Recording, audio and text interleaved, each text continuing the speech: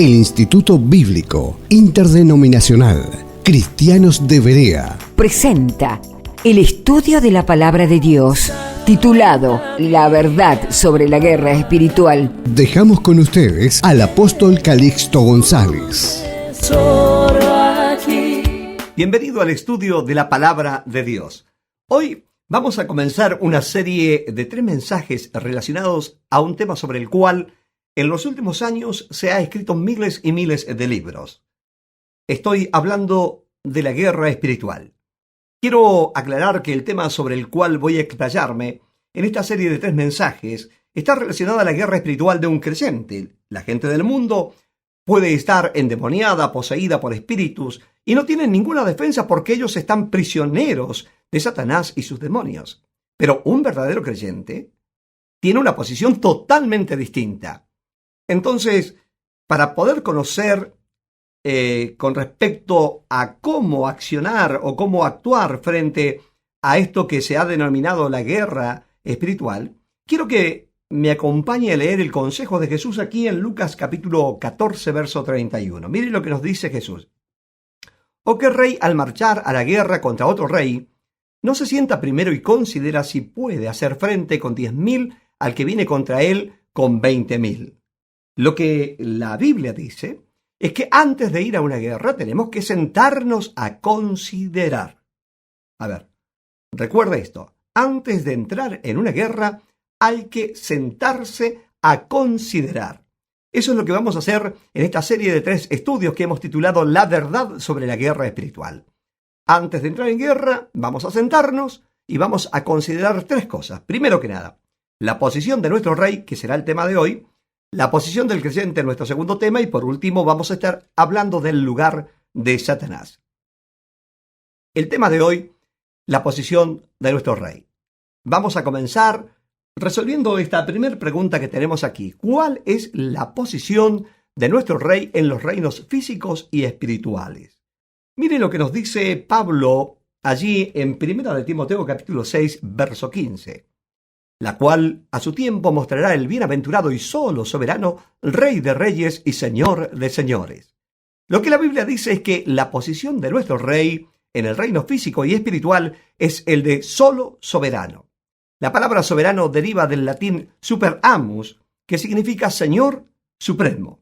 Entonces, si Dios es soberano, significa que posee y ejerce la autoridad suprema e independiente en el cielo y aquí en la tierra, ¿no? Si le presta atención al final del versículo que estamos analizando, puede ver que no solo es el solo soberano, sino que es el Rey de reyes y Señor de señores. Mire, 3 cosas. Solo soberano, Rey de reyes, Señor de señores.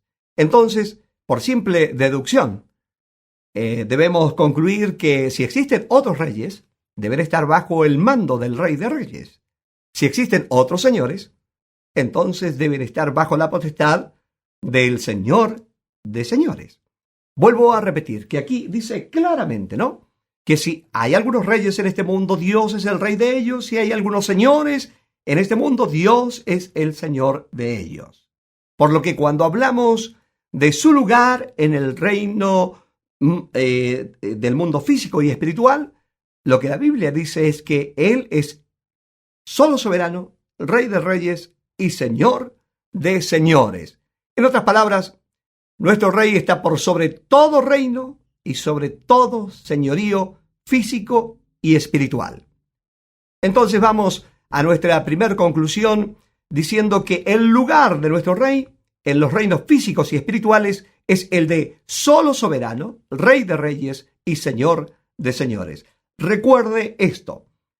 Lo primero que usted está aprendiendo es que el lugar del rey para el cual usted pelea la buena batalla de la fe es Rey de reyes, Señor de señores y solo soberano.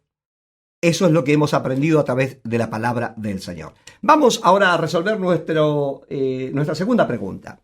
¿Cuánto dura su mandato como solo soberano? Mire, vamos a resolverlo con un solo versículo. Salmo 45, verso 6 nos dice: Tu trono, oh Dios, es eterno y para siempre. Lo que la Biblia dice es que su mandato como solo soberano, como Rey de Reyes y como Señor de Señores en los reinos físicos y espirituales es eterna. Es para siempre. Por lo tanto, su soberanía nunca ha estado, no está ni estará en juego. Entonces, como conclusión de esta pregunta o como respuesta a esta pregunta, podemos decir que la duración de su mandato como solo soberano, como Rey de Reyes y como Señor de Señores es eterno, ¿no? Eso es lo que acabamos de leer aquí en el Salmo 45, verso 6. Bien, ahora vamos a ir a respondernos esta tercera pregunta. ¿Qué nos muestran los nombres de Dios? Aunque, por supuesto, esta lección no está relacionada al estudio de los significados de los nombres de Dios, para poder hablar de la soberanía de Dios, obligatoriamente debo referirme a dos de sus nombres. Por ejemplo, en el Antiguo Testamento, el nombre de Dios es traducido 429 veces del término hebreo Adonai. Adonai es una palabra hebrea que es compuesta. Adón significa alguien que controla. Ai es un sufijo enfático que implica que ese alguien está realmente ejerciendo ese control. Usted puede tener a alguien que controle o que su responsabilidad sea controlar, pero que probablemente no esté controlando. Pero Adonai significa precisamente esto, aquel que tiene y ejerce el control absoluto. O sea, Dios no tiene solo el control, sino que lo ejerce. Quiero que me preste atención a lo que estoy diciendo, porque esto le va a ayudar a tener una claridad con respecto a quién es que usted está sirviendo, a quién fue llamado a servir, ¿no? Por tanto, como decía, Adonai significa aquel que tiene y ejerce el control absoluto. En el Nuevo Testamento, la traducción de la palabra Dios viene de la palabra griega déspotes. La palabra déspotes significa uno que tiene el poder o la autoridad total sobre otro. Entonces, vamos a ver la conclusión de este punto. Sus nombres nos muestran su soberanía, ya que la palabra Dios significa el que tiene y ejerce el control absoluto. El que tiene y ejerce el control absoluto. Eso significa la palabra Dios. Bien, vamos ahora a ver qué testificaron los escritores de la Biblia con respecto a la soberanía de Dios. Según lo que ha aprendido hasta aquí, Dios es el solo soberano, es quien tiene y ejerce el control absoluto, y ahora lo invito a ver el testimonio de los escritores de la Biblia. Vamos a ver el testimonio de Jeremías. En todo juicio usted necesita de testigos. Vamos a ver los testigos que dicen con respecto a la soberanía. Jeremías nos habla allí en su libro de Lamentaciones, capítulo 3, verso 37, lo siguiente. Dice, ¿quién será aquel que diga que sucedió algo que el Señor no mandó? Aquí, lo que la Biblia dice, lo que la palabra de Dios dice, es, ¿quién es aquel? ¿Quién será aquel que diga que algo de lo que sucede no es mandado por el Señor? A ver, yo quiero que usted me preste mucha atención porque lo que usted está leyendo ahí no dice que Dios permite que sucedan las cosas. No. Claramente dice que todo lo que sucede es la consecuencia de lo que Dios manda que suceda. Aquí, lo que usted está leyendo, el testimonio de Jeremías, es que Dios es el que tiene y ejerce el control absoluto. Por eso todo lo que ocurre es la consecuencia de lo que Él manda. Ese es el testimonio de Jeremías. Ahora quiero que me acompañe a ver otro testimonio, el testimonio de Amós, otro profeta, un profeta menor. Amós capítulo 3, verso 6, miren lo que nos dice aquí. ¿Habrá algún mal en la ciudad el cual Jehová no haya hecho? ¿Qué nos dice Amós? Nada nuevo.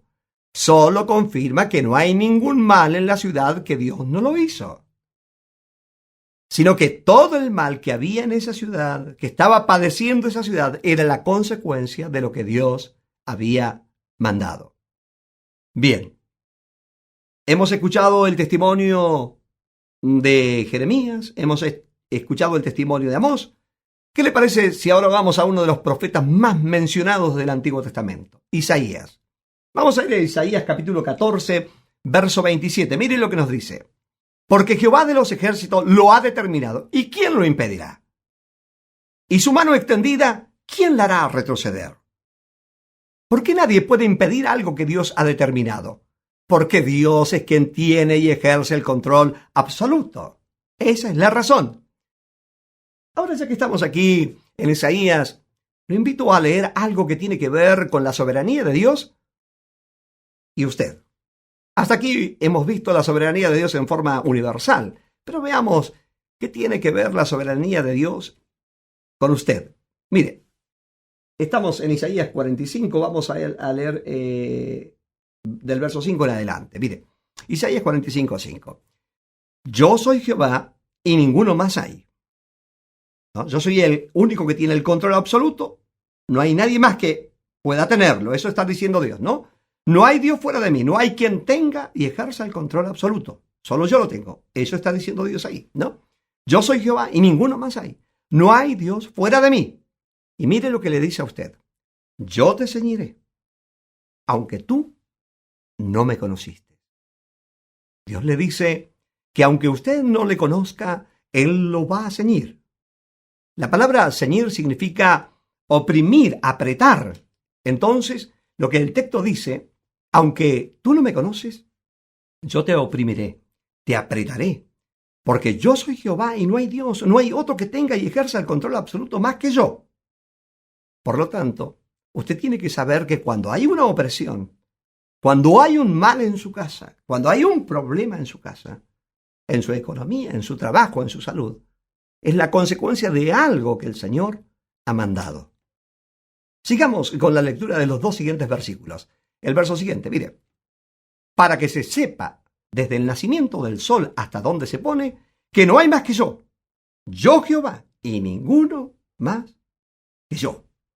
Dios dice que desde donde nace el sol hasta donde se pone, tiene que quedar en claro que no hay otro que tenga y ejerza el control absoluto. Esto lo está diciendo Dios. Vuelvo a insistir. Estamos citando como testigo aquí en este estrado para resolver el tema de quién es el que es soberano y único soberano a todos los escritores del Antiguo Testamento. Y aquí tenemos el testimonio de Isaías que está diciendo esto, ¿no? Y mire el verso siguiente. Mire lo que Dios dice. Que formo la luz y creo las tinieblas. Que hago la paz y creo la adversidad. Yo, Jehová, soy el que hago todo esto. Sí, vuélvalo a leer. Tranquilo. Mire lo que Dios dice. Que formo la luz y creo las tinieblas. Que hago la paz y creo la adversidad. Yo, Jehová, soy el que hago todo esto. Yo sé que esto lo puede sorprender porque usted habrá escuchado que Dios hace el bien y el diablo es el que hace el mal. Y lo entiendo. Pero lo que usted está leyendo aquí, lo que la Biblia dice, ¿no? Es que es Dios el que forma, como aquí dice, yo soy el que formo la luz y creo las tinieblas. Yo soy el que hago la paz y creo tu adversidad.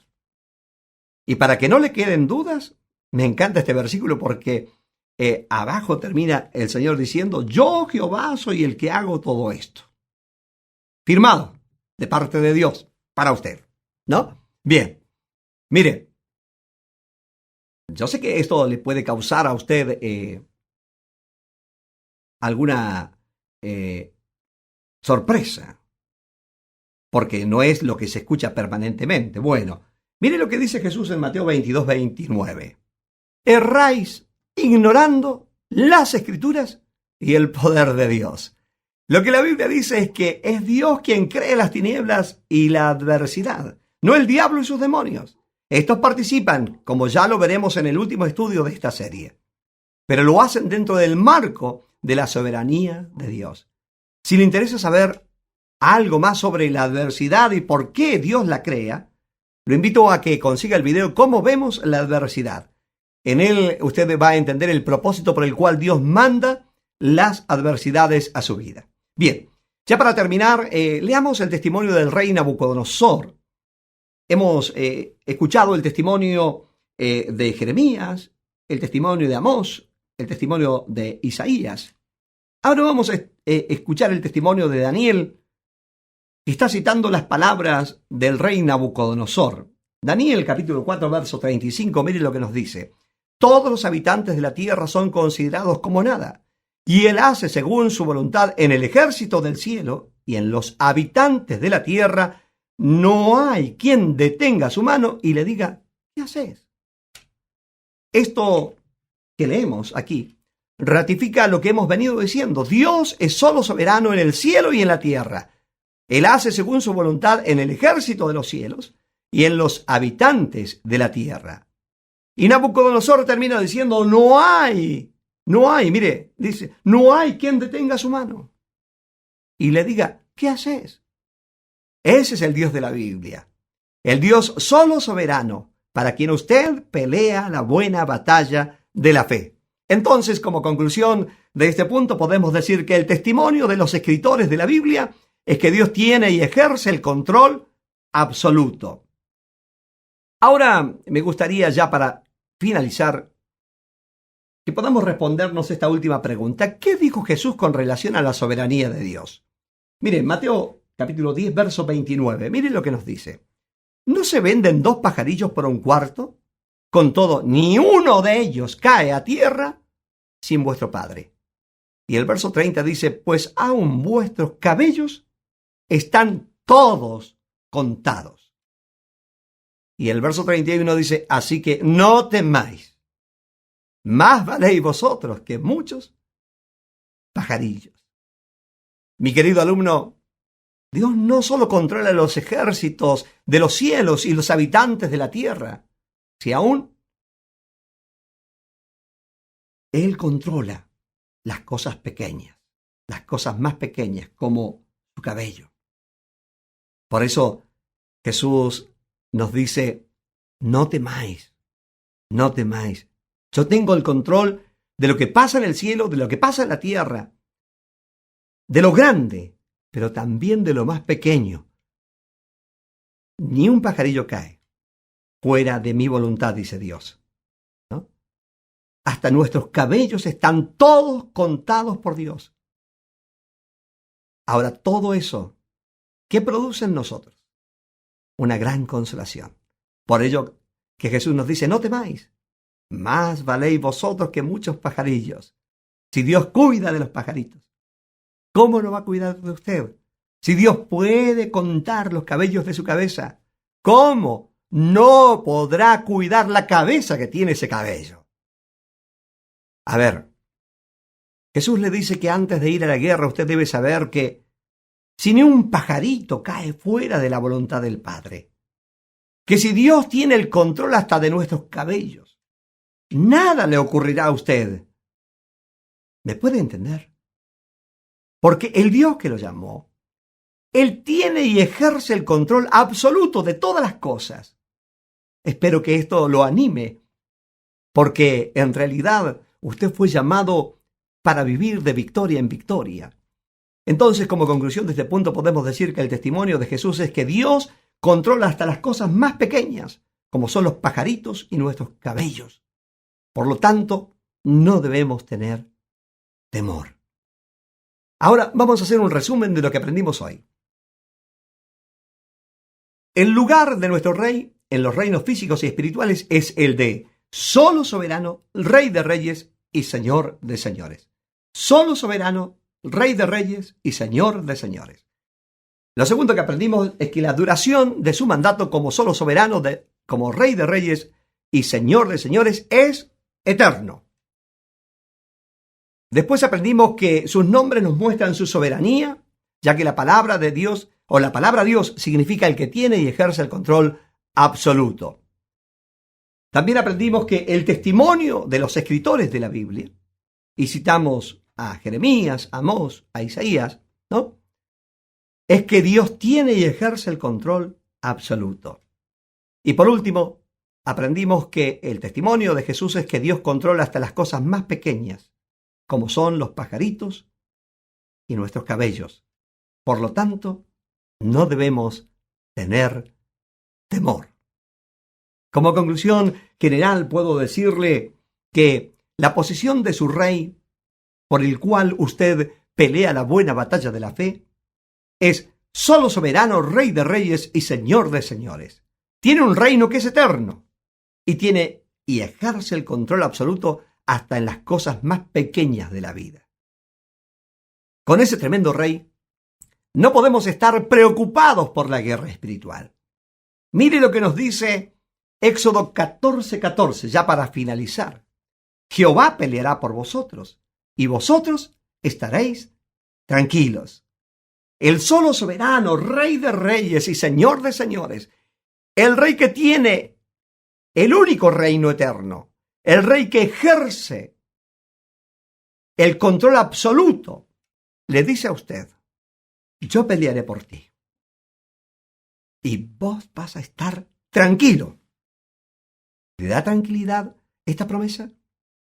Creo que no hay de qué preocuparse, excepto de saber su lugar, su posición en el reino del solo soberano que peleará por usted. Por eso quiero hacerle una pregunta antes de terminar. ¿Le gustaría saber si usted está al alcance de Satanás? ¿Le gustaría saber si hay algún lugar de seguridad en el cual usted pueda esconderse de los ataques del enemigo? Si le interesa saberlo, entonces, pues, no se pierda la próxima lección. Bendiciones. Santa Biblia. Esta fue una presentación del Instituto Bíblico Interdenominacional Cristianos de Berea, perfeccionando al pueblo de Dios desde Argentina hacia el mundo. Hasta un próximo encuentro. Bendiciones.